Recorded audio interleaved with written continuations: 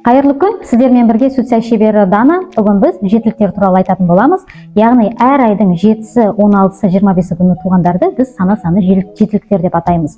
Жетіліктердің эго векторы әрекетін мойындауға бағытталған. Яғни жетіліктер әрдайым менің іс-әрекетімді мойындаса екен деп тұрады. Сондықтан да жетіліктерді мақтап қою керек. Сондай-ақ жетіліктердің енді ең бір жақсы қасиетінің бірі тез жүзеге асыру.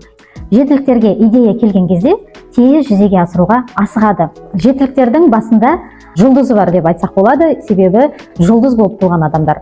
Туа біткен йогалар әрдайым оларға энергиясын басына көтеру керек. Жетіліктер дағдарыс арқылы қоғамға трансформация жасау үшін жаралған адамдар. Перфекционисттер өте сондай бір істі бастаса, тиянақты орындауға тырысады.